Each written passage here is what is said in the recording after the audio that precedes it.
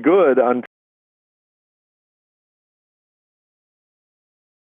got the Yankees. Unfortunately, results not very good, and I guess not totally shocking considering he hadn't pitched very well against Texas as a member of the Mariners earlier this season. But the good news, the line drive that he took on the lower left calf, I don't know if it completely forced him out of the game because he was up around 90 pitches. It was getting to be about that time. Yeah, he wasn't going to last much longer anyway, but I think they wanted to get some ice on that. But he downplayed that. Buck Showalter downplayed that, so not a danger of missing a start. But it's clear, and Wade Miley acknowledges he needs to be a little bit better than that. There's no doubt about that. Dude, a night you hit 3 home runs and you score 3 runs, right? I mean, it's really kind of uncanny, the solo home run thing that's been going on kind of lately, right? There was a little bit of that last week. 5 home runs, like 3 or 4 of them were solos. It's unfortunate. That's all I can say. I mean, getting runners on base is the name of the game, and then knocking them in. But they got runners on base. They only hit home runs when there was nobody on base. Well, and they didn't get anyone in the scoring position. I mean, the only 3 men to get to second base were the ones circling the bases on the solo home runs: Trumbo, Alvarez, and Hyun-Soo Kim. Everything else they had were singles, hit by pitch.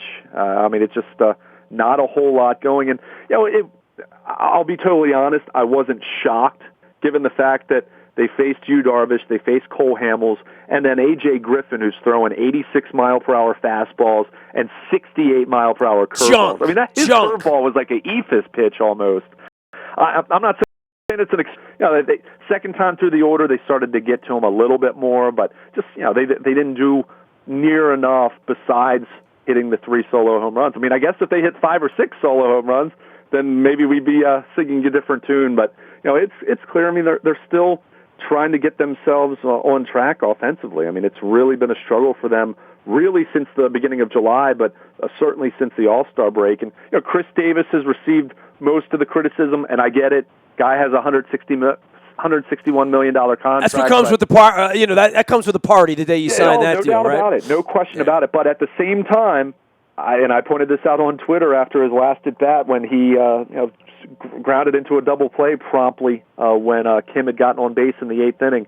Manny Machado hitting .209 since July 1st. I mean, as much as we talk about Davis, there have been some other guys in this lineup that they really count on who have not been swinging the bats well. And they, look, that's going to happen. You're going to have some stretches where you're not going to swing well, but need to heat back up. There's no doubt about that. They've been fortunate, really, over the last month or so that they have pitched a little bit better, because otherwise you'd hate to think where they might be if that wasn't the case, because their offense just hasn't been there consistently. They really need to try to find those bats, get them going at least a little bit more like they were in June on this next road trip. Well, I guess under the rest of it's where the rest of the league is and where they're going. They're facing 2 bad teams on the road for the next week, right? They're missing Sale in Chicago, so there's some good news there. But by and large, hitting the baseball was something we didn't think they take it. It's funny, Alvarez has been their best hitter lately, right? I mean.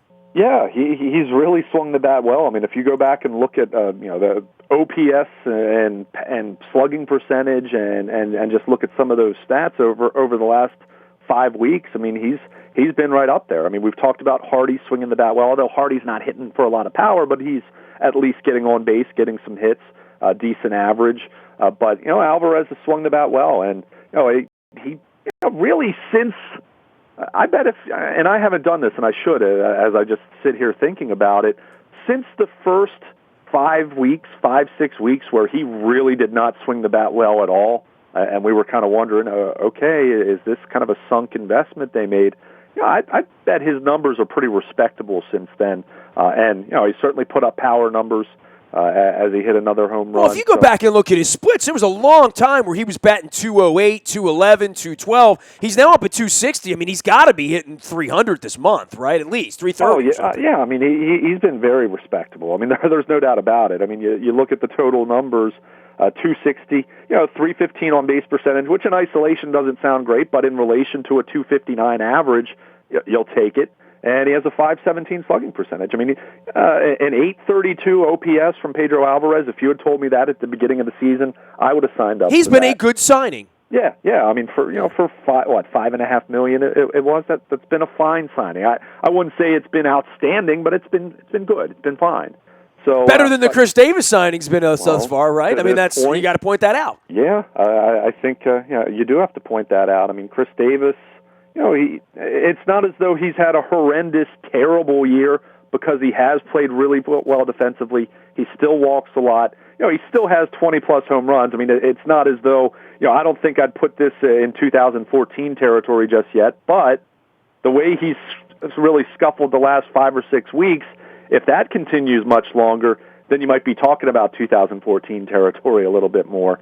But, it's clear he needs to heat back up, and history tells us, other than 2014, chances are this guy will heat back up and go on a tear at some point here over the last 8 weeks of the regular season. But they need more from him. They need more from Wieters, who has heated up a little bit over the last couple of days, but had been even worse than Davis in July. And as I mentioned, Manny Machado, I mean, his average has fallen to 301, which he's still hitting 300. Don't get me wrong; he's still having an outstanding season in its totality. But over the last 5 weeks or so, when your best player is hitting just a little bit above the Mendoza line, that's problematic, and it just speaks to the way this lineup needs to get going. You're never going to have everyone clicking like they did in June. I mean, that's what they did in June was about as close as you get to having an optimal, perfect lineup. Because I mean, just about everyone was swinging the bat well in June, in a historic month from a home run perspective, and really, scoring a lot of runs and everything. But you need to have at least, let's say, at least 3 or 4 guys really going, and that's when you're going to struggle to score runs. Luke Jones will be at Oriole Park at Camden Yards when the Orioles return in a week and a half. But until then, he is on the backfields in Owings Mills. The Birds off to Chicago. Gallardo, Gonzalez on Friday, Tillman and Rodin, and then Bundy and Shields on Sunday. I guess this is the point in the programming, Luke, where I let you just rail and turn my volume down and have a cup of coffee and let you talk about Miguel Gonzalez a little bit, because I know this will be probably 6 2/3 innings of frustration for you. Well, we'll see. I mean, he's had some really nice outings. He's had some pretty terrible outings. I would think this is going to be the best outing of his career. I would think he has this one circled. I don't know if I'm ready to say best outing of his career. I seem to remember him pitching a whale of a game at Yankee Stadium in the 2012 Division Series, which I probably would put up. I attended that game. That was a miracle because, the Orioles were in the playoffs. That was the miracle of all miracles. He kind of epitomized that team. I mean, clearly the Orioles have had success over the last 5 years, more success than failure.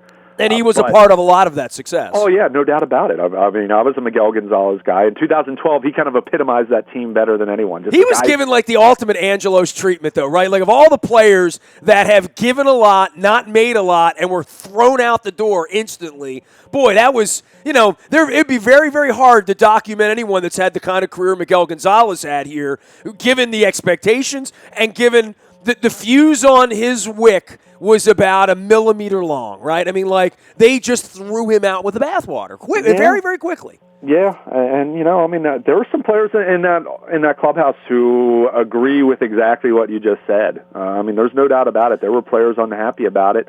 I was talking to a player recently and alluded to basically what you said, how there have been other guys around here who have struggled in the spring, and the Orioles had a much longer rope. And look, that's not to say that or guys that have come in and got $48 million and can't even get in the rotation. They've wasted a lot. Bud Norris, for example, who was making more money than Miguel Gonzalez and had a very similar kind of spring where he just got completely bombed. And they stuck with him all the way until July. Whereas Miguel Gonzalez, who had a bad spring, there's no way to sugarcoat it. We were talking in the middle of March, having a lot of concern about Miguel Gonzalez. Well, he didn't have a great 15 either, right? So second half of 2015 did not pitch well. So there was some evidence supporting the Orioles doing that. However, the velocity came back almost immediately from the time that he joined Chicago on a minor league deal, and his velocity, if you look at it. This year, it's been right in line with where it was in his 4 years with the Orioles. And the other thing, it's one thing to say you're going to cut loose Miguel Gonzalez, but when you see what the alternatives have been for the Orioles this year, from Mike Wright to Tyler Wilson to the signing of Yovani Gallardo to begin with, and you see how those individuals have performed, it makes releasing Miguel Gonzalez that much worse. And let's remember, Gonzalez had a minor league option remaining. This wasn't a case where the Orioles were hamstrung from a roster standpoint. They did this because they felt Mike Wright was better, which, mistake number one, at least to this point. Maybe Mike Wright eventually does find it, but at this point, he's certainly no Miguel Gonzalez at the major league level. And two, they did it to save $4 million, essentially. And, they could have put him in the minor leagues, and they decided instead to give him his walking papers. So it was a bad decision. Do I think their season would be dramatically different right now if they had him? Well, he's made 16 starts. Just point that out. I got the stats in front of me. 16 starts, 100 innings so far. He got a little bit of a late start, but, it would have been 16 starts instead of pick your poison. Wilson, Wright, Jimenez, Gallardo, whatever. Those would have been his starts here. Yeah, and, would they be 2 wins better than they are right now? Sure. Would they be? Would they have maybe a 2 or 3 game lead in the AL East? Again, we're talking about a guy who has a 4.06 ERA. That would be their number 3 starter right now. You'd kind of be debating him or Gausman as your number 2.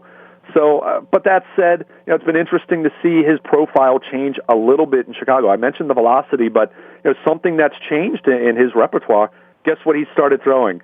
A cutter, which there's been so much discussion about the Orioles' organizational philosophy with guys throwing cutters. And I don't think it was a case necessarily that he was told not to throw it in Baltimore, but I do wonder if it's a case where the White Sox looked at what was happening to him going back to the second half of last year where, remember, he came back from the DL in late June and just was not the same the rest of the way, did not pitch well. Let's remember that. But you wonder if they said, hey, why don't you try to cut the ball a little bit? And maybe they had someone work with him a little bit. But either way, regardless of its evolution, the cutter has been a pitch for him, and it's been a pitch that's helped him. So, as much as we talked about, Jake Arrieta finding the cutter, using the cutter in Chicago, we've talked about it with Dylan Bundy not throwing the cutter because that's something that was hurting his arm going back to even last fall. Here we have another former Orioles pitcher who has found some success using the cutter. So, yeah, that's open up for debate. But, again, I think the decision to let go of Miguel Gonzalez, given the information that the Orioles had at the time, you could certainly see reasons why they did it, but they just didn't have the alternatives or the depth in the starting pitching to, ultimately where you could really justify that decision whatsoever. Or as Brian Billick would say, absorb it. Yeah. Right? That's the thing. If Mike Wright had a 4.5 ERA right now and Yovani Gallardo had pitched the way that they imagined, or that they paid him, saying, okay, well, you know what? Maybe they could have held on to Miguel Gonzalez, but they're still in pretty good shape. That's not the case, and they leave themselves open for some criticism. And the big thing for me, and I said this to you at the time, my big question was, is this all physical? Is the 87-mile-per-hour fastball that he's throwing right now what he is at this point? Or is this a dead arm thing, or is he dealing with an injury? That was my big question. And we discussed that for 3 months last summer. Yeah. And the thing was, it's not even as though his velocity dropped dramatically last year. I think his velocity was down in his very last start that he made. Remember, he was on the DL again in September, and he made one start the final week of the season, and his velocity wasn't great there. So I don't know if that was in their head, and then they saw him in the spring. But, whatever it was, my argument was, if you think physically, part, but that was one of the reasons they took Kafusi. They kind of figured, okay, we have Guy, we have Brent Urban, who we think can still be at.